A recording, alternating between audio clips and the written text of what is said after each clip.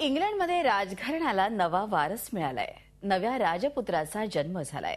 केट मिडल्टननं गोंडस बाळाला जन्म दिलाय.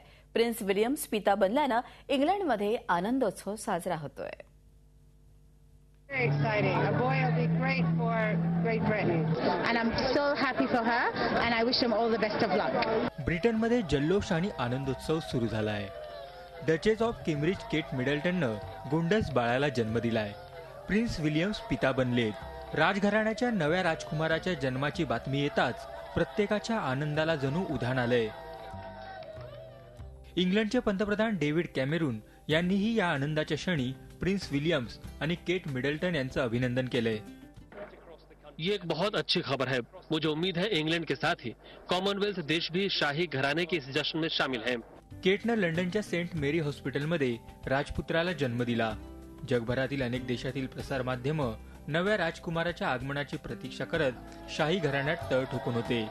आई आणि बाळ दोघंही सुखरूप असल्याचं बर्किंगहॅम पॅलेसकडून सांगण्यात आलंय. Bureau report, Zee media.